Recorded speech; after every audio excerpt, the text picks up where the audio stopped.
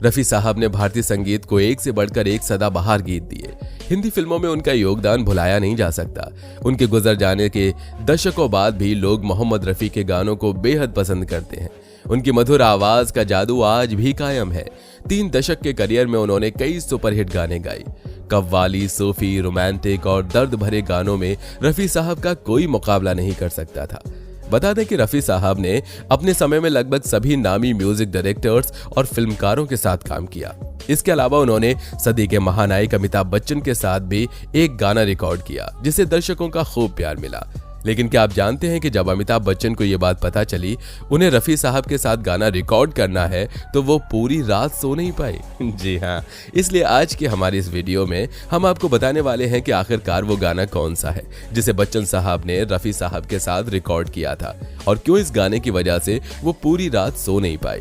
तो चलिए बिना देर किए वीडियो शुरू करते हैं और जानते हैं इसके पीछे की वजह। चल मेरे भाई तेरे हाथ जोड़ता हूँ। दोस्तों, आप सभी ने ये लोकप्रिय गीत तो सुना ही होगा। ये वही गीत है जिसके बारे में आज हम बात करने वाले हैं। बता दें कि ये गीत साल 1981 में आई फिल्म नसीब का है, जिसके कंपोजर लक्ष्मीकांत प्यारेलाल थे और इस गीत को लिखा था आनंद बख्शी साहब ने। जिस दिन रिकॉर्डिंग का वक्त तय किया गया उस समय लक्ष्मीकांत प्यारेलाल जी ने अमिताभ बच्चन से गुजारिश की थी कि बच्चन साहब, आपसे गुजारिश है कि रिकॉर्डिंग के लिए कल का दिन तय किया गया है और 1 बजे का समय है, तो आपसे गुजारिश है कि आप समय पर पहुंच जाइएगा, क्योंकि अक्सर हमने देखा है कि एक्टर समय पर कहीं नहीं पहुंचते हैं और फिल्म की शूटिंग पर भी वो लेट ही पहुंचते हैं। लेकिन आप सभी जानते हैं कि बॉलीवुड के शहंशाह अमिताभ बच्चन समय के पाबंद थे। इसके बावजूद वो मोहम्मद रफी साहब से डरते थे कि कहीं वो लेट हो गए तो रफी साहब कहीं गुस्सा न हो जाएं। हालांकि ऐसा कभी नहीं हुआ, क्योंकि म्यूजिक इंडस्ट्री के तमाम लोग जानते थे कि मोहम्मद रफी साहब वक्त के पाबंद थे। वो रिकॉर्डिंग से पहले ही रिकॉर्डिंग सेट पर पहुंच जाया करते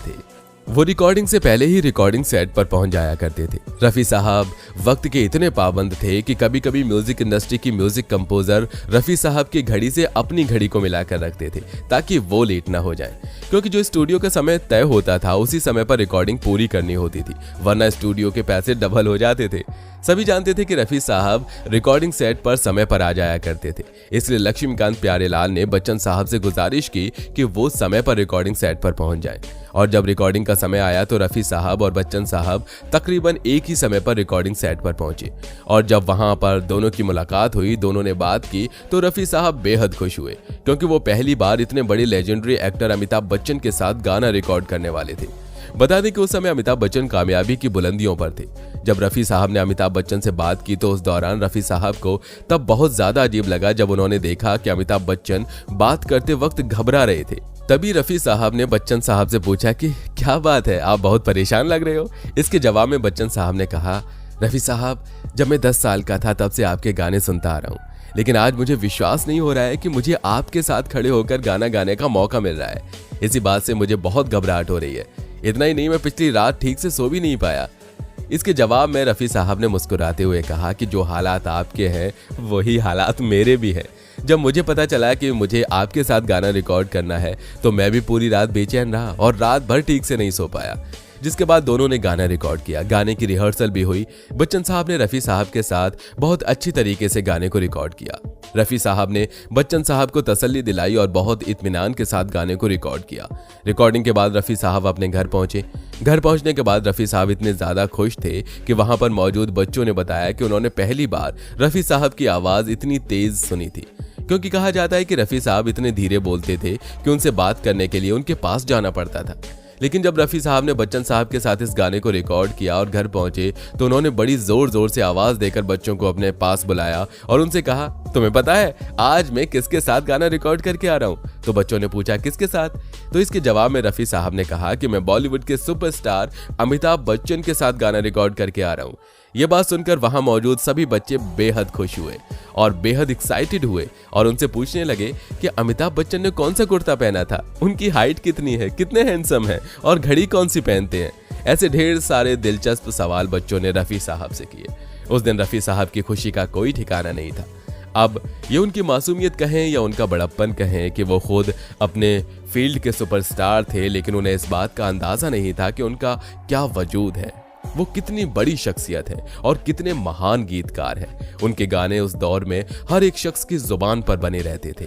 बता दें कि मोहम्मद रफ़ी की आवाज में बड़ी मिठास, गहराई और विस्तार था, जिसका संगीतकारों ने बखूबी इस्तेमाल किया। पूरी 3 नस्लों तक अपनी आवाज देने वाले मोहम्मद रफ़ी साहब का कहना था, आवाज तो खुदा की देन है। रफ़ी की शानदार गायकी ने कई गीतों को अमर बना दिया, जिनमें मुख्तलिफ मिजाज और तर्ज की झलक है। उनके गीतों के खजाने में फिल्म कोहिनूर का मधुबन में राधिका नाचे रे, बैजू बावरा का ओ दुनिया के रखवाले, दुलारी का सुहानी रात ढल चुकी और चौदहवीं की चांद जैसी गजलें शामिल हैं। 1940 की दहाई से शुरू कर 1980 तक उन्होंने कुल 26,000 गाने गाए। इनमें खास तौर से हिंदी गानों के साथ गजल, भजन, देशभक्ति गीत और कव्वाली में गाए गीत शामिल हैं। भले ही मोहम्मद रफ़ी साहब अब हमारे बीच नहीं है, लेकिन उनकी यादें हमेशा हमारे साथ रहेंगी।